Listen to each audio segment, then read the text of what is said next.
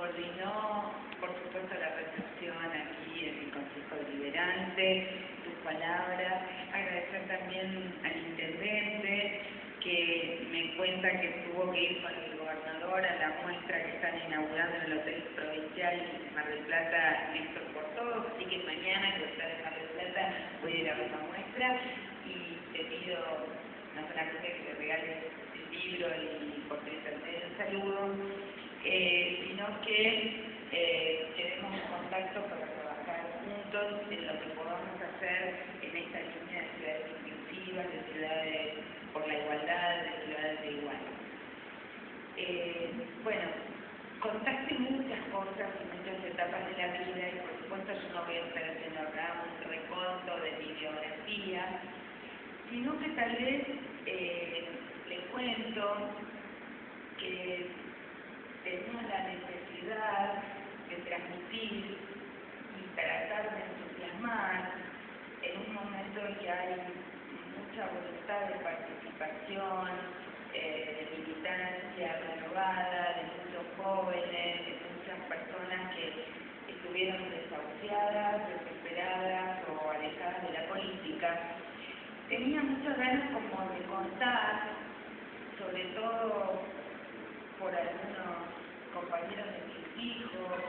mi hijo mayor ahora tiene 15 años, o sea, el que amamanté en la constituyente de la ciudad, ese tiene 15 años, sus compañeros son secundarios, hay muchos chicos que soy amiga en Twitter, en Facebook, hay muchos chicos que son mis alumnos en la universidad, un poco más grandes, pero que fundamentalmente es como que no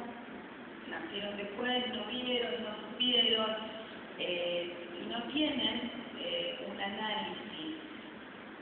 de la dictadura, tal vez un poco más, porque como este gobierno ha trabajado mucho en materia de derechos humanos y ha habido un discurso claro de Néstor, gestos simbólicos claros como bajar los cuadros, o de la presidenta, de alguna manera incentivando a que el Poder Judicial acelere los juicios y se van viendo resultados, porque aunque sea 30 años después o más tarde que nunca, se va llegando a sentencias y de la misma manera que como con Alfonsín se hizo el simbólico juicio de las juntas, ahora hemos visto efectivamente sentados en el banquillo de los acusados a los depredadores, los violadores de derechos humanos y de los que han cometido delitos de lesa humanidad. Entonces, eso les ha dado a los chicos un poco más de idea del tema de la dictadura, pero tal vez todavía está en un cono de sombra la década del 80 y también hay confusión en el análisis en la década del 90 o en los motivos que hicieron sucumbir a la alianza y partir a de la Rúa en el helicóptero. O por lo menos yo creo que era necesario para mí poder contar lo que a mí me pasó como un ejemplo más, porque creo que todos los que hoy construimos con Néstor, con Cristina y también quienes desde otras posiciones están intentando hacer camino desde la buena fe, en la lógica de buscar una sociedad mejor y una Argentina mejor, las historias no han sido lineales. Nosotros vemos que otros países, otros partidos políticos en otros países, bueno, son los demócratas y los republicanos, a algunos les gustará más o menos Clinton o Bush, pero digamos, ha habido una alternancia en España entre los socialistas y el partido de Aznar, o menos que menos, pero hay como mayor claridad de lo que han ocurrido las fuerzas políticas. En la Argentina, si bien teníamos la tradición de radicales y peronistas, y había tradición, familia, liturgia, y hay, y sobrevive en distintos distintos lugares o en distintas provincias, las historias han ido siendo distintas y se han ido sucediendo acontecimientos que hicieron que las cosas no fueran tan sencillas de ser analizadas entre unos y otros, y me parece que se están produciendo fenómenos nuevos y se están produciendo también visiones alternativas dentro de las propias fuerzas, y las liturgias a veces son reivindicadas hoy desde diferentes escenarios, porque a mí me pasa que, por ejemplo, en la Ciudad de Buenos Aires hay peronistas que se reivindican peronistas dentro del PRO y defienden a Macri, hay peronistas que se reivindican peronistas dentro del Frente para la Victoria, y hay peronistas que se reivindican peronistas que hoy están con Biner y están en otros planteos, etcétera, dentro de la CTA. Y básicamente sí creo que el radicalismo desde mi punto de vista ha sido quebrado muy fuertemente, creo que con una tendencia más a la desaparición, creo que sobrevive más porque en las provincias existe esta tradición, pero desde mi punto de vista se ha vuelto un partido, ha vuelto al partido conservador, y por supuesto el delirio de esta alianza con Narváez muestra también la pérdida del total rumbo, porque ni siquiera en ese aspecto mantuvieron alguna lógica que pudiera ser por algunos defendida. Entonces, de alguna manera el libro cuenta, desde mi perspectiva, desde lo que yo viví, manteniendo las ilusiones que tuve cuando empecé a militar en política, cuando nos opusimos a la dictadura, cuando entendimos qué era lo que había pasado en Argentina, cuando criticamos a la Iglesia que había sido cómplice de la dictadura, que lo fuimos haciendo no por especulación política, sino con la ingenuidad de quien no puede creer que haya pasado eso. De la misma manera y con la misma pasión con que militamos en la década del 80, con que creímos que con la democracia se podía comer, se podían levantar los persianas de las fábricas. Yo ya estando en el radicalismo y aún en el tramo final del gobierno de Alfonsín, empiezo a formular críticas, es más, hacemos un trabajo importante de debate ideológico, donde yo planteo muy fuertemente en un libro que coordiné con anterioridad, que se llamaba Evolución y Crisis de las ideologías de izquierda en la Argentina. Yo planteaba que Alfonsín se lo habían llevado puesto, que ahora Cristina también, cuando Cristina habla del golpe, de las tres movidas cambiarias que le hicieron a ella, relata también cómo esto también ocurrió con Alfonsín y algo de esto también ocurrió con Velasco. El tema es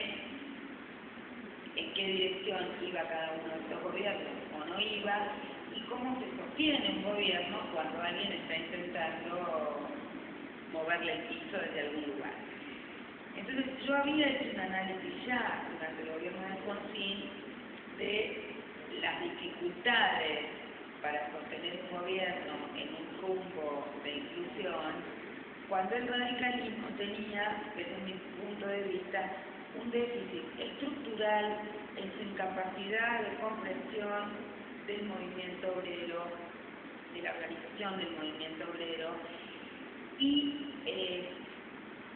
digamos, yo celebré el Alfonsín que se enfrentó a la sociedad rural, yo celebré el Alfonsín que le habló desde el púlpito cuando los obispos le pretendieron marcar la cancha, pero critiqué al Alfonsín del Pacto de Olivos, critiqué al Alfonsín que veía a todo el movimiento obrero como una corporación temida y que, como manotazo de abogado, incorporó parte de la CCC en el final final de su gobierno, pero no como una articulación que se hace desde el llano y discutiendo con los protagonistas, sino como una negociación en la cúpula que trató de poner paños fríos a lo que estaba sucediendo. Cuento esto porque, de la misma manera que vos relatás cosas de mi biografía, yo quisiera hacer este breve raconto de la historia política argentina, porque también tiene que ver con el camino a la igualdad, porque yo cuento un poquito que desde mi perspectiva hay quienes van en el sentido y hay quienes van en el sentido opuesto. Entonces, tal vez para justificar mi propia historia, pero también para darle sentido a lo que hicimos como construcción colectiva, cuando yo veo muchos jóvenes de la JPVita, jóvenes de la Cámpora, cuando veo a la juventud que apoya a Néstor o que apoya a Cristina, me siento reflejada en lo que fue aquella juventud que en la década del 83 acompañó aquel proceso, pero también me gustaría incentivar para que no se cometan errores y para que sigamos avanzando. Entonces, de alguna manera lo que yo pensaba era, bueno, el CONTIC iba en la dirección de la igualdad, pero ir en la dirección de la igualdad no es solamente los deseos, la voluntad, sino que también es cómo se construyen los sujetos colectivos que sostienen los cambios que uno pretende construir, y también cómo esto se traduce en resultados, porque los gobiernos lamentablemente se terminan evaluando por los resultados finales, y los resultados finales en definitiva son cómo sigue el proceso en las urnas, en la siguiente elección, y en ese punto yo creo que el resultado fue negativo, pero me parece que es importante rescatar qué había de bueno en aquel momento, qué pasa después en la etapa del feminismo. Claramente muchos de nosotros estábamos en distintos lugares en aquel momento. Yo creo que algunos otros tendrán que contar la historia de por qué de buena fe acompañaron en aquel momento histórico el síganme, pero quienes estábamos en la oposición tuvimos de una ardua resistencia porque entendíamos que comenzaban a aplicarse desenbozadamente las políticas neoliberales, que en realidad el CONTIC lo habían volteado porque no había querido terminar de aplicar las políticas que ya el mandato del Banco Mundial, del Fondo Monetario, era un apriete absoluto a todos los países de la región. Después me parece que es importante para mí, más allá de la riqueza de la etapa del gobierno con Néstor y con Cristina, como contar mucho de cómo vivimos esto. Nosotros que nos fuimos, muchos de nosotros nos fuimos del radicalismo cuando la alianza empezó a defeccionar, porque creímos que la alianza podía ser de alguna manera un correctivo a las políticas neoliberales. Yo debo decir que nunca tuve demasiada fe en la medida en que lo pusieron a la Rúa como cabeza de esa alianza. Pero el radicalismo también ahí defeccionó, y yo soy muy crítica en el sentido de que empezó a guiarse por las encuestas. Entonces yo digo, hay que leer las encuestas, hay que tener en cuenta las encuestas, pero para ver qué cambios hay que trabajar en la realidad para transformarla. Nos empezamos a convertir en seguidores de encuestas, nos empezamos a convertir en víctimas de los medios de comunicación y sus operaciones. Eso pasó durante el menemismo, pero se continuó durante el mandato de la Rúa. Los partidos políticos dejaron de existir como instancias de debate y toma de decisiones, porque las decisiones los militantes nos las enterábamos por la televisión, no se lo contaba a Menem, no se lo contaba de la Rúa diciendo lo que iba a hacer, pero ya no existían más el partido. Existía el seguidismo de algunos a los que estaban en el poder, pero se habían destruido las estructuras de toma toma de decisiones, y los medios de comunicación tenían mucho que ver con esto, porque de alguna manera le daban el poder al que aparecía en la pantalla. Antes las decisiones se discutían en una orgánica, en un partido, de otra manera. Entonces, para mí es importante también marcar que con Néstor y con Cristina, pero sobre todo en la etapa de Néstor, la política nos volvió a enamorar. La política nos volvió a enamorar porque muchos de nosotros nos habíamos ido dolorosamente del partido al que habíamos pertenecido toda la vida. Yo siempre digo que estuve 20 años en la Iglesia Católica, me voy desilusionada cuando descubro lo que había hecho la Iglesia en la dictadura, que yo no sabía, no había visto, hasta que empieza a revelarse en el 82-83, como 20 años de radicalismo, y me voy dolida cuando entiendo que ya no había más vuelta atrás en lo que empezó a hacer la alianza, cuando ya ponían a López Murphy de ministro, cuando ya no se podía discutir. No llegué a ver después a Caballo ministro, pero no había resistencia a aplicar las políticas neoliberales y no tenían con qué articular socialmente para generar una alternativa. Y no sé si había la voluntad política de alternativa. Había resignación, porque Chacho Álvarez y todo el grupo que venía de otras corrientes también terminaron resignados. La renuncia del Chacho de alguna manera se hace para, de alguna manera, un juego de la virtud, porque renuncia,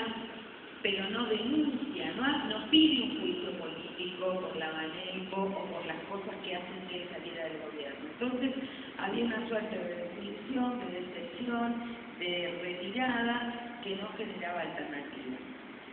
Y Néstor implica para nosotros esa recuperación de la política. No voy a contar a ustedes porque saben igual que yo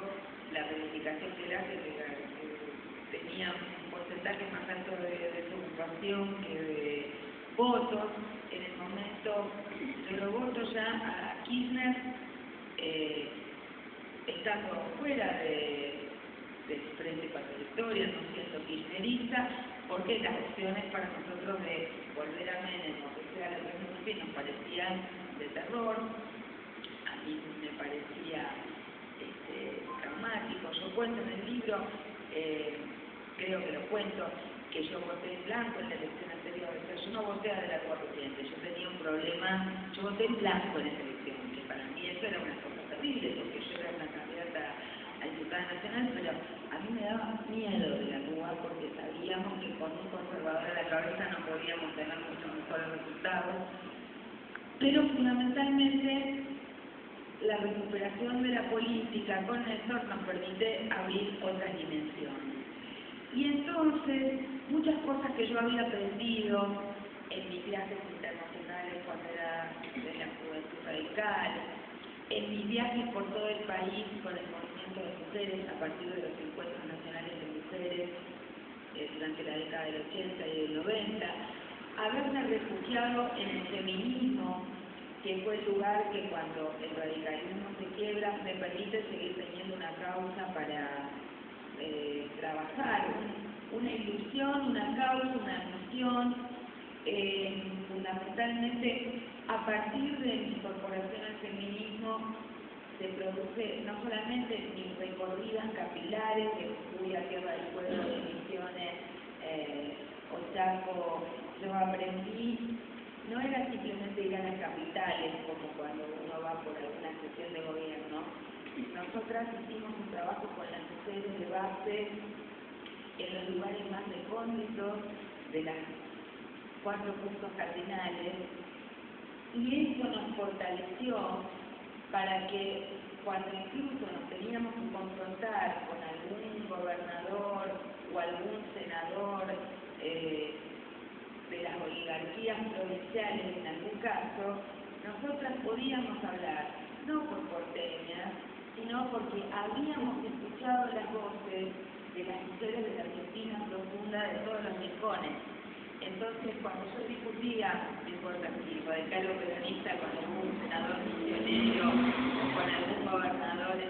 salteño que estaban depredando o que estaban metiendo presa a alguna mujer por un aborto o no estaban controlando el bosque o lo que estaban pasando con los ojeros que avanzaban, etcétera. Yo no discutía como una porteña que lo mira por TV, sino que discutía porque habíamos estado en contacto con las mujeres de base.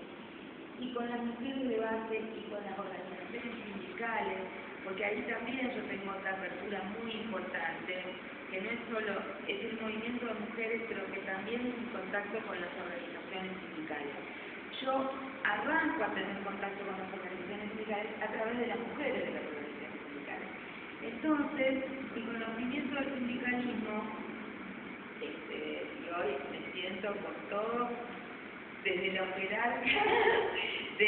y de las más diversas tendencias, de los gordos, de la 62, de la CTA, del espectro. Porque, aunque yo pueda tener posición tomada frente a sus dinámicas y conocer sindicato por sindicato y las internas y las cuestiones, eso no quiere decir que uno no pueda saber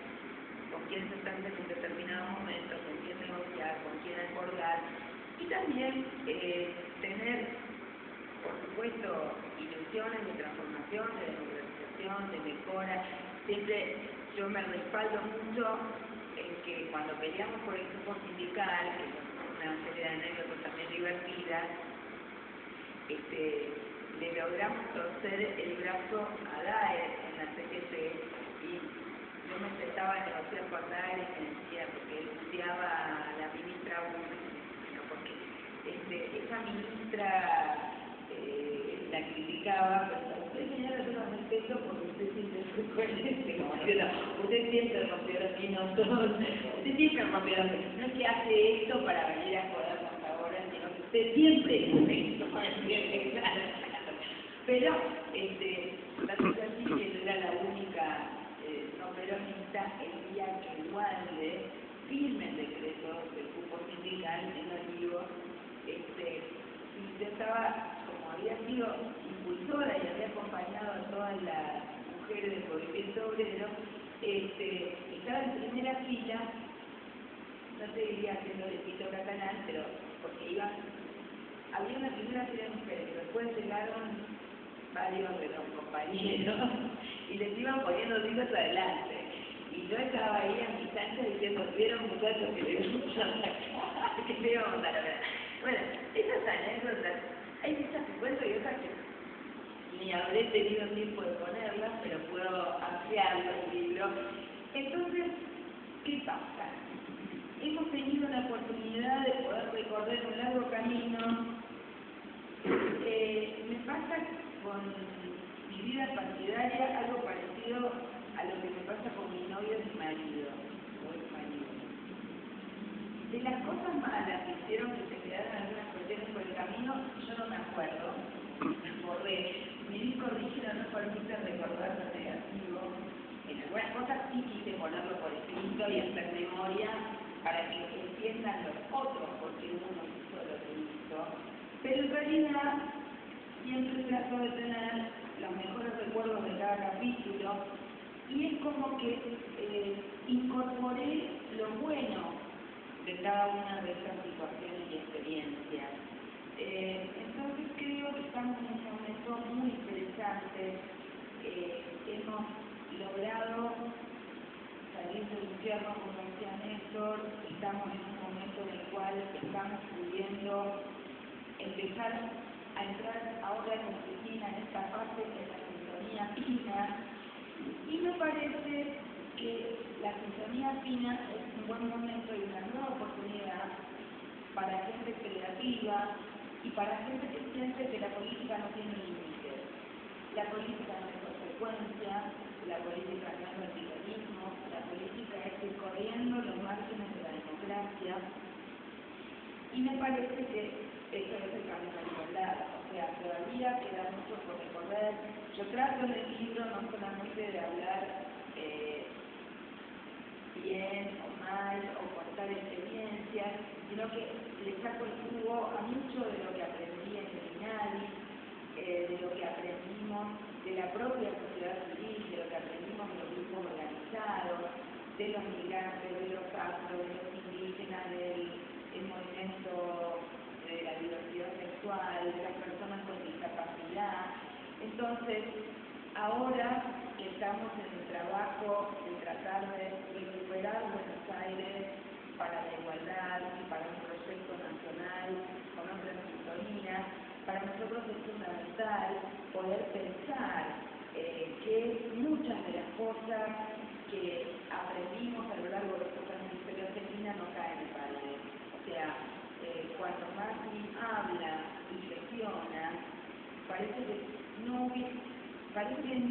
nos tomara en serio y que no hubiéramos vivido lo que vivimos en Argentina, en la cual llegamos a debates importantísimos en temas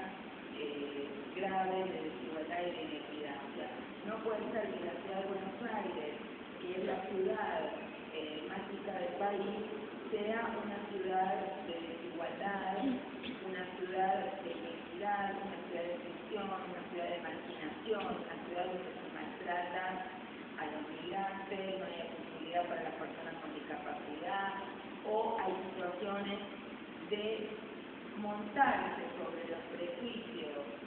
de la sociedad. La sociedad tiene muchas veces prejuicios con la gente que se de calle, con los que andan en moto, porque tenemos miedo, porque hay situaciones de inseguridad real, pero lo que tiene que hacer un gobierno es una tarea de frente también, de separar la paja del trigo. No es lo mismo alguien que no tiene para ganarse la vida y que sigue una manta y trata de vender algo en una ciudad donde no hay política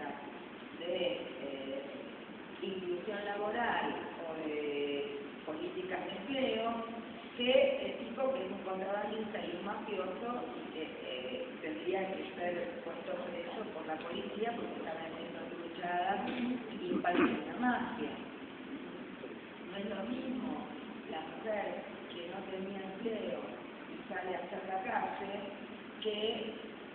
una organización de trata de personas que capta personas con la connivencia policial, con la connivencia de inspectores del gobierno de la ciudad y las lleva presas a México, como veíamos en los diarios de estos días, que revela esta niña que cuenta de su propio padre. Entonces, esas cosas pasan en nuestra ciudad, esas cosas pasan en nuestro país, y nosotros tenemos que jugarnos comprometidamente en el sentido de la igualdad. El sentido de la igualdad quiere decir, hay que, en primer lugar, tratar de gestionar, diseñando políticas públicas de manera participativa y inclusiva.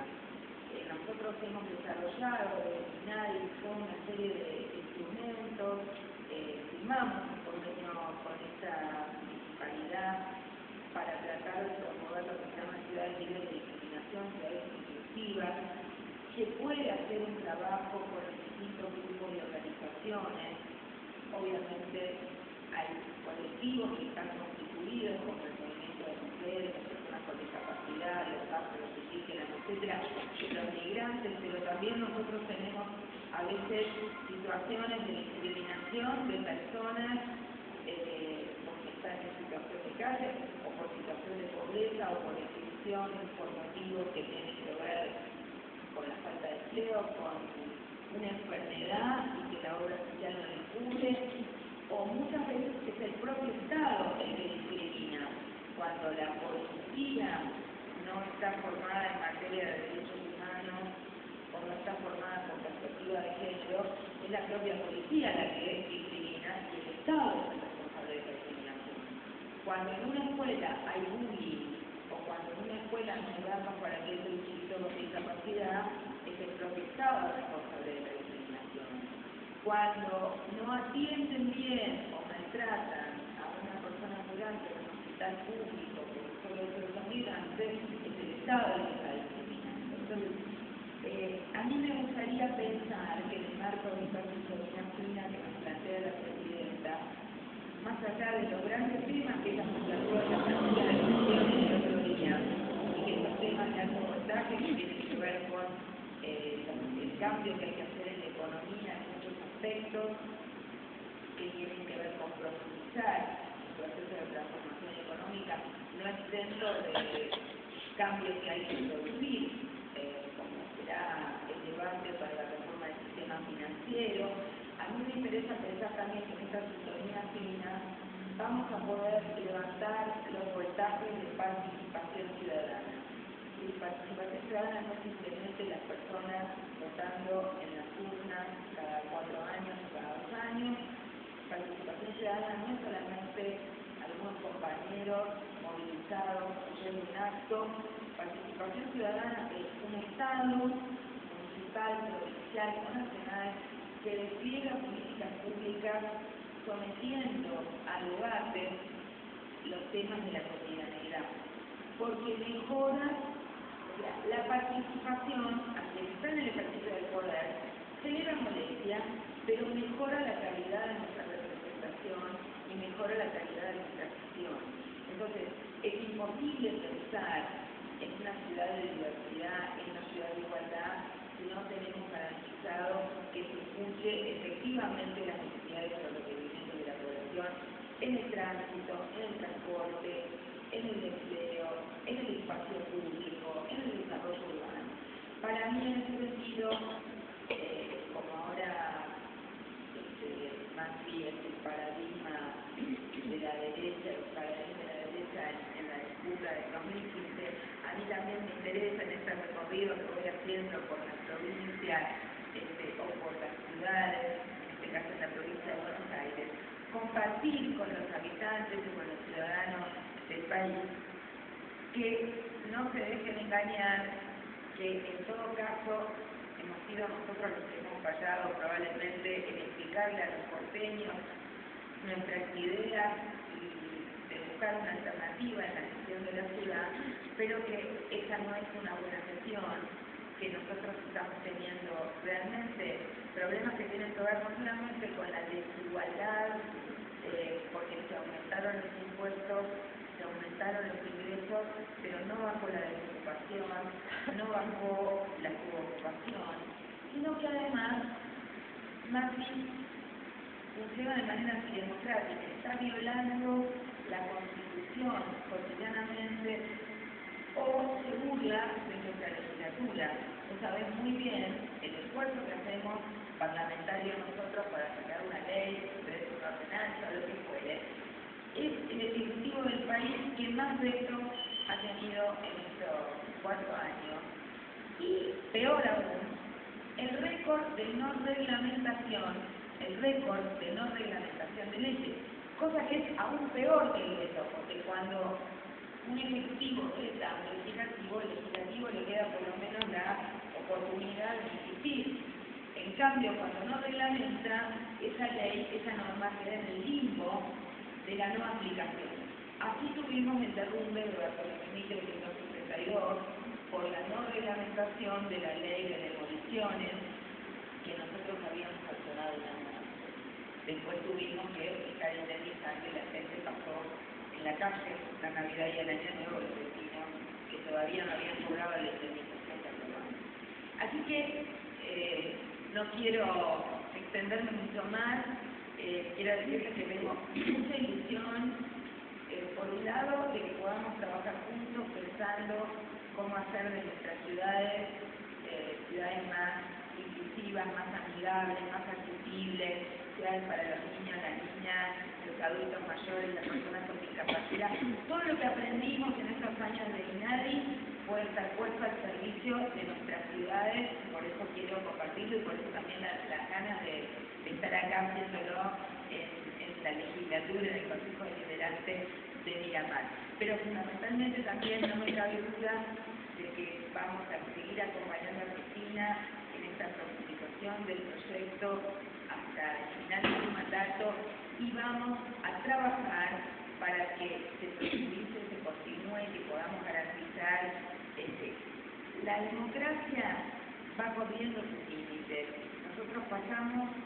a ser con Néstor un Estado de derecho de vuelta, ¿no? Que no hubiera más impunidad, que los milicos fueran derechos, que volviera a haber cierta voluntad de que los chicos tuvieran los días de clase, de que se pudiera hacer lo mismo. Con Cristina estamos siendo un Estado de derechos, o sea que las personas piden más porque se dan cuenta que se puede seguir adelante. Entonces, no hay que tener miedo a los reclamos, va a haber muchas organizaciones de distinto tipo que piden más, la democracia tiene que ir procesando esas demandas.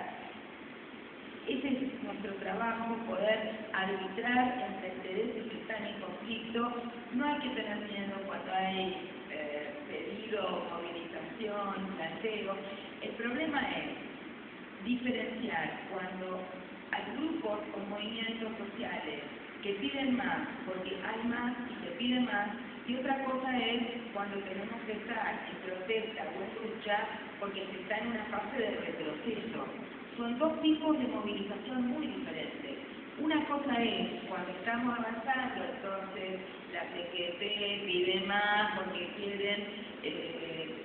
o la CTA pide más porque quieren subir, no sé, el piso de ganancia o el piso salarial, lo que fuere. Y otra cosa es cuando estamos en caída libre y nosotros tenemos que movilizarnos porque se violan las leyes de la democracia o porque se incumple con lo básico para todas las personas.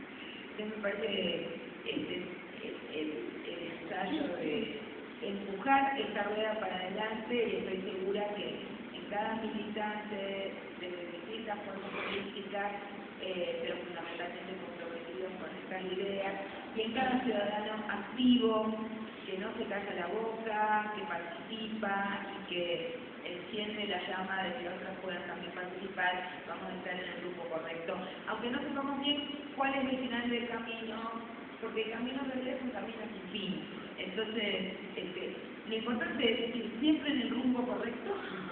no hacer nada de lo que nos tengamos que arrepentir y fundamentalmente incentivar para que la rueda siga moviéndose y que cada vez haya más personas con más derechos, más igualdad. Muchas gracias.